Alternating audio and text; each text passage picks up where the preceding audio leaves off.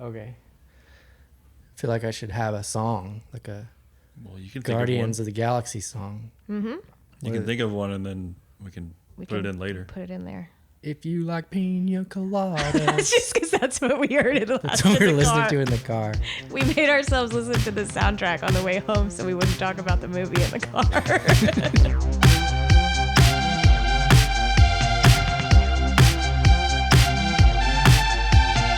Hello, everybody. Welcome to What Was the Point? This is a new show on our channel that we're doing where we talk about movies that we've seen. I am Daniel. With me is Tina and Chris. So let's just get into it. So we went to see Guardians of the Galaxy 3. Yay! Woohoo!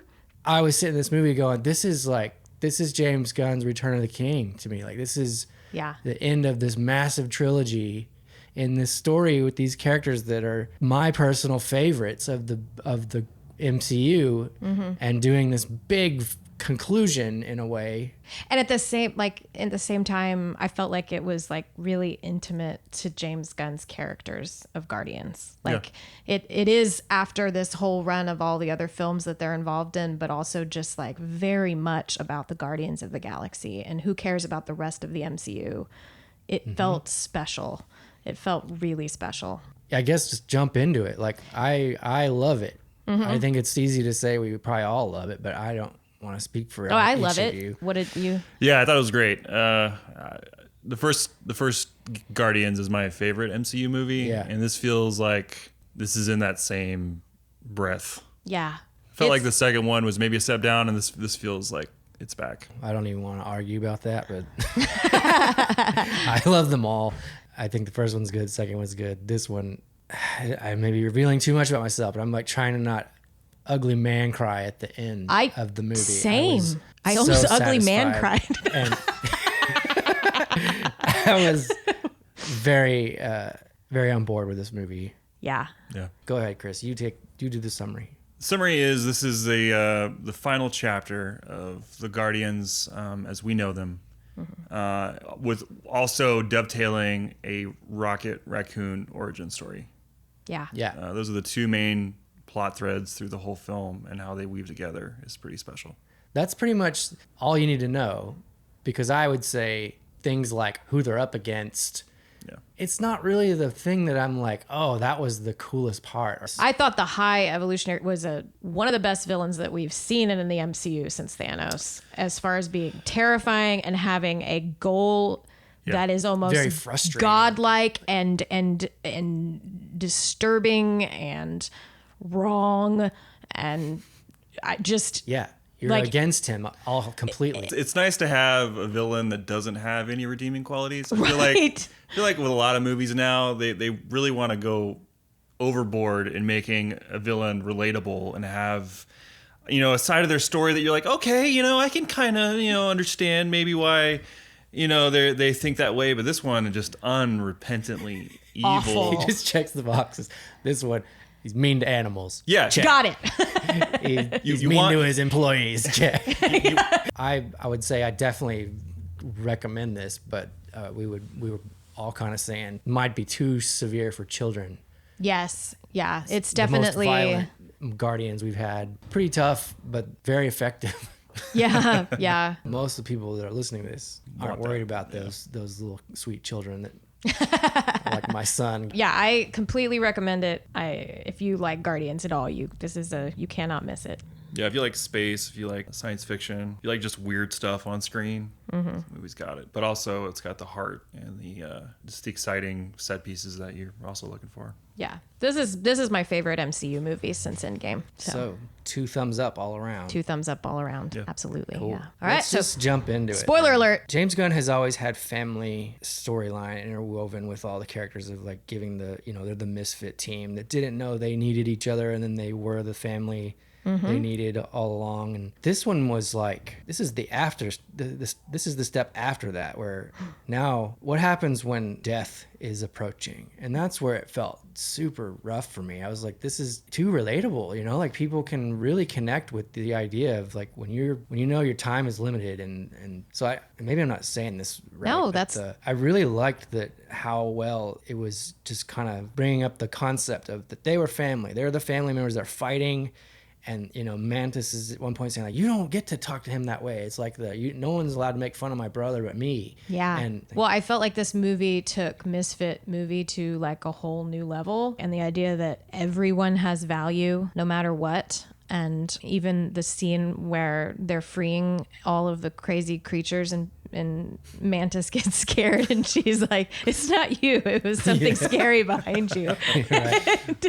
and just, I don't know. It just felt like this was taking the reason I think we all identify with the Guardians, because we all feel a little awkward or we all feel a little weird, and taking that to a whole other level of you're all loved. You can all find family somewhere, or friends can be family. And I don't know. It just maximized all of that emotion. Yeah, I don't know. I just thought there was a lot of wisdom embedded in the overall adventure that I really appreciate in good sci-fi, that makes it stand the test of time in such a meaningful way. Well, and both Star-Lord and Mantis at the end want to go kind of find out more about themselves and who they are and what that means to them. And I think the message of you feel safe to do that when you are part of a group of friends and family that love you and accept you, and then you feel safe to go out by yourself and figure this out. And I just thought that was really beautiful. I think that's who Rocket is in the end. He's having to embrace the new family. And who he is. Like, he had to face his origin in this film. I mean, is this the first time that he calls himself Rocket Raccoon? Yeah, So, he keeps saying, "I'm not a raccoon." I'm not a raccoon. He said it the whole time. Like, I'm not a raccoon in every other movie. And then this movie, he has that he says realization. He sees that. Yeah. that identification card of what species. And embraces like his real origin, his real. Did you think Rocket was gonna die? Felt like it was going to happen. The whole movie, I thought someone was gonna die, and like I said, or we were saying before, with the trailer with Chris Pratt screaming, Yes. I knew something big was gonna happen at some point. But I overanalyzing was like, they would never show that in the trailer though. That'd be too like right. So they want you to think he's gonna die, so he's not gonna die. Right. So Rocket's safe. Who is it going to be? So I was always wondering what's going to be the bait and switch. And so when they got divided on the planet and the planet's like blowing up beneath them, I was like, it's either going to be the people on the ground or the people on the ship. And that's going to be rough either way. Are you disappointed that no one died? A little bit. I think that I was in my mind waiting to feel that, because they had the moment when Rocket's, the backstory of Rocket's friend being shot and then all of his friends dying, that I was sort of expecting something to repeat. Similar, yeah. Or a similar almost theme. repeat. I was too. What did you think, Chris? What was your expectation on that? Didn't really bother me that no one died, because the group as we knew it died. Well, this is like the... Yeah. And so like that, I guess for me, felt like that took the place. Like, That's true. they have a new Guardians group, but the group as we knew it will probably never come back together. Yeah. And so like that was enough of a finality Right. thing. It was Right. like, okay, Yeah. there were consequences. I do want to understand, what were your emotions when Peter or Star-Lord was out there? And he basically, the ship disconnects and he jumps and he almost dies the way Yondu dies in space in front of everybody. This is like the third time he's been in outer space. Without a suit on. Yes. I had weird emotions to it. Like, this isn't going to be how he dies. Is this really going to be his death? And it felt like I should have been upset, but in my heart I was like, this is wrong. This isn't how he should die. It felt really weird. Like, is this really happening right now? It didn't feel like it was all coming to this moment. Yeah, but I thought he pushed, if I have any complaint about the film, I thought they pushed what happens to him in space too far to long. make his recovery believable. Like, once his face went puffy and huge, I was like, okay, that seems bad. yeah, I was like, no, he really is dead. He's really they did dead. play it up a little bit, yeah. Yeah, and then I thought Warlock was just bringing his body back for them. Like, I really thought Warlock he was was also dead. taking his time to do the painting pose with the finger, Michelangelo. the Michael, yeah. Yes. Like, you don't have to waste that much time to do that cool Right. explosion. I thought in the moment, like, well, this is how it should have ended. Where was Warlock? Why didn't he grab him sooner? This is the dumbest thing ever. But then he wasn't And then he dead. is there. And it just kind of pushed it. But it pushed what happened to him in space too far for me. Well, can I say real quick?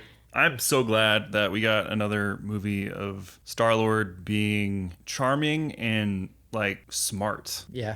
He's been stupid for the last several times we've seen him. Yeah. It was nice to see him doing what he did in the first movie, which was be like quick on his feet, like thinking, like he was grabbing, even when he was jumping out of the building, he grabbed that little wire thing yeah. so it would propel him. Like that's something that Star-Lord is. Yes. And it was nice to see him. He's not just comic relief. Yeah, not just be a big idiot. I agree. Like he's been a big idiot for too long. Yes. What did you think of Warlock Yeah. as a whole? He was fine. It felt like he didn't need to be in the movie for me. Like, Really? yeah, like he doesn't really, I mean, he saves Star-Lord at the end, but like outside of that, he's just kind of also in the movie. I think I was processing it in a way where like I said, the trailer made me think it's another Winter Soldier situation where he's just always coming for him and they're always running or something. And so when he was really dumb, He literally it was a born- relief to me because I was yesterday. like, I don't know what to expect now. Yeah. And so I was laughing at all of his moments, which I think is intentional, but it almost is this like flip to the fans that think he's going to be this superpower that's kinda coming is. for them. And maybe that's his origin. But then she mentions he's young. We pulled him out too early. So he's not quite the one you think you're expecting. I mean, he takes the arrow to the face and it doesn't bother him. He thought someone threw it at him. Like, Right. He is incredibly powerful. He's just stupid. He's just a child Yes. in a man's body. Yes. He doesn't know any better. I will say I really liked for James Gunn to kind of complete his trilogy to bring this into the story, but in a way that, like you're saying, was sort of not what you expected it to be, I think was really, really cool. And I think it also provided the opportunity at the end of the film to say everybody gets a second chance. Yeah. Because Yes. he's the reason that they were That's true. in this situation with Rocket. Like, he's the one that injured Rocket and almost That's killed very him. true. I didn't forget So that. redemption wise, I thought super cool. Like, not only do they say welcome, but also he gets to save Star-Lord, and Now he's a part of the Guardians. now he's part of the Guardians. I don't know, it like a full circle for the whole thing for me was really kind of neat. So I loved everything with Rocket and the other animals. Lila and Teef and Floor. Every scene with them was awesome. And then obviously you have the gut punch of them dying. yeah. But then he like sees them all again in his heaven, I guess. Yeah. When he was when they do the backstory of Rocket and he's like taking stuff, he's hiding. You're seeing him grab stuff every time When you he see did him. that, I was kind of wondering if they were going to begin, which would be kind of, it's not necessary, but you know how Rocket has this thing where he always wants to steal someone's prosthetic Yeah. Yeah. and he wants to laugh about it. I wondered if, like, it's a defense mechanism. Oh, a Like, defense he's mechanism, trying yeah. to not Yeah. show weakness when he in fact is very weak, that he figured out if I act this way it makes people think I'm strong, and just learn it so when you go back and see it again, like, you could think, oh, it's because that thing that happened to him. Otherwise Hurt he's him, just yeah. a prankster Right. in the midst of this very sad origin story. No, I think you're on to something. I think it is a defense mechanism. And I think he even, right before, which we have to talk about, the No Sleep Till Brooklyn fight scene, like before that says, I'm done running. And so it's almost like he's done with that defense mechanism. He's done with that kind of side of his personality, and he's going to go finish this. Yeah. And you talked about the fight scenes earlier, and I think normally I'm very overwhelmed by fight scenes in movies like this. Like, it's too much. And this was probably, it would be hard for me to think of a cooler fight scene than that tunnel fight scene. That hallway scene was a oneer. It's made to look like a oneer, which is a shot that never cuts. And that maybe is why you're thinking that is Okay. because there's no editing. There is editing because like stuff will move in front of the camera or it'll get close to a wall. Yes. And like they'll change, so it's not an official like Right. uncut Uncut, shot, but yeah. it's edited to look like a complete. Yeah. And moved through things. Yeah, moved and through things, around and things. every and character had like two or moment. 3 moments. Yeah, in yeah. it, and it went on for like a minute and a half. Yes. And normally In a- something in a like fight that scene. would be exhausting to me. Like, I would be like, It was when is awesome. this going to end? I was It like, was this is incredible. Other films could probably try that same technique and it bother me, and I don't know why this, and maybe if it's the speed of the camera whips, like going through all. Yeah. I was very impressed and just riding it. I was Right. loving the whole thing. So It was well earned too. Like maybe it was the placement in the movie Yeah. that made it feel like this is it. Like finally- you were. We're taking pissed this to off the now. end. Yeah, they separated the characters, then they brought all the characters back together. Rocket was back, alive, and yeah, and now it was a very well earned, well thought scene. I liked it a lot. was there a moment that you were like, I know I'm gonna love this movie? for me, they showed that where Rocket comes up with his name. That scene, Marvel posted it last week, and I've probably watched it like 6 times. Mm-hmm. Just the music, the shot composition, like the editing. It's James Gunn at his best. Yeah, I was like on board. I don't want to say from the first second, but like he started singing the Creep Yeah. from Radiohead, and I was like, this is different. yeah, They're like, they all know the words. They're singing. He's singing. Yeah. Oh, they're like all Yes. listening to this song together. Yeah. I didn't expect that. And so I was immediately engaged. Like, this is different. This is cool. Another moment that hit me when Rocket speaks for the first time after he's been out the whole movie, and then they're all talking on the radio, and then he says like, well, that's a terrible or something like that, and then seeing Nebula like cry. fall, like, or She get heard his weak in the voice. legs like that. I really appreciated that because Yeah. it You wasn't saw just, her like have this shell up the whole movie. yeah, yeah, and, Like she's and like she's overly never angry kind of been and mean to everyone, and then to see it like break in that moment. You said you were gonna cry like a baby at the end, or sorry, like a man.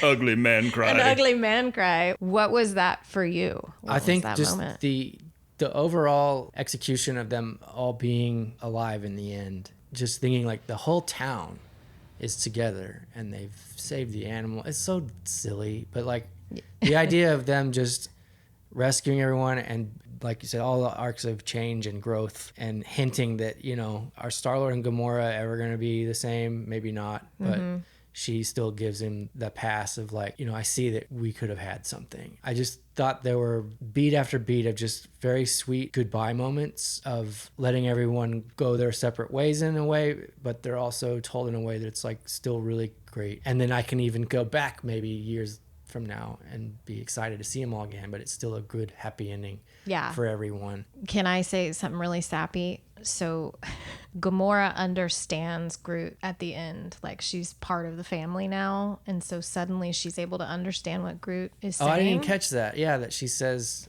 He I like says, working with you too, or something like that. yeah. So suddenly through the whole movie, she doesn't understand what he's saying when he says, I am Groot. And then she does. And then are we now part of this misfit family because we understood what Groot the last said? thing Groot says. Which So is, I was love when you. he Groot- says, "I love you guys," we also understand. Yeah, him. is he saying I am Groot, but we finally can hear him say I love you guys? I'm gonna assume that's what it's meant to do because Probably. I think it's lame that he suddenly says, "I love you guys." Yeah.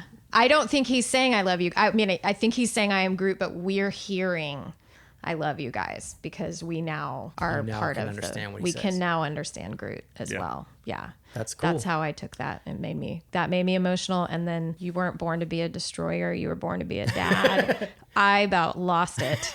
I was like, Drax dancing with the kids Drax. is awesome. Yeah. I mean, that's his whole thing, is that he lost his family Yeah. to Thanos. That And to bring that back, because he kind of like Star-Lord has been comic relief, right? Like he hasn't had heart in the same way he did in that first movie. To bring that back and make him a dad, like Well, so you still know he can be a destroyer. Yeah. oh that's yeah, too- oh But, no, he's not it's weakened. a great, It's it's a not great like they shift ruin him for this forever. character. No, It's just like Oh, of course not. No, it's just a new layer that feels so fitting. and then the last song in the movie is like one of That- my well, favorite songs. That's another thing ever. that I would. So That's another thing I would say that to say how much I like this movie because I cannot stand that song. really, Yes, what? I. Yeah, It's literally probably one of my top 10 favorite songs. Of I know all time. that, and that Yeah. Mm-hmm. that's why it's hard to be friends with. So mean. comes out.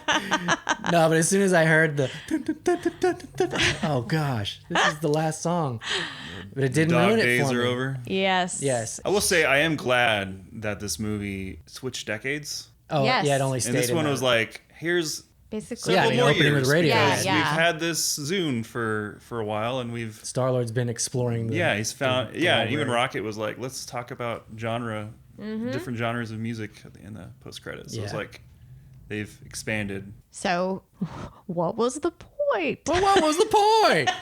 I think I think we've covered we've it been really. saying a lot of that. Yeah. I mean, I think there's a lot of points. I don't think it's all one thing, but I do think that the idea that you are willing to risk your life for one person, in that sort of sacrifice, the whole group was willing to risk their lives for one person. And that's really a powerful thing and something that most people can identify with. And then also on top of that, the idea that they welcome new people in and people could have second chances, and that it's just sort of this big party of misfits and we all should just kind of be accepting of one another and fight for each other. That's a really beautiful thing, and especially in our world right now. Like, it was just really neat, I thought.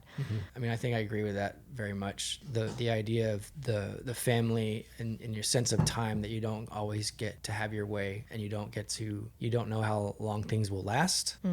I guess the idea of that they are learning that time is not forever, and that their family unit changes, and you need to enjoy what you have while you've got it, and always, because things can change, and I guess that may be me twisting a little bit of the story, but I think it's very relevant to anyone's life. Did you have a different, what was the point? Laboratory testing on animals Yeah. is It's bad. It's evil. It's evil. No, I just, again, I think the movie had a lot of things going on. But yeah, that was one of the things that really seemed evident. Okay, well, I think that's it. Go see it. Just go see Yeah, it. everyone go check out the movie. Tell us what you thought. You already have, if you've listened this far, I imagine. I say see it in theaters. Here's a hot take. The DCU is gonna be awesome. Fingers crossed. All right, well, that's it for now. Goodbye. Bye. Thanks for watching.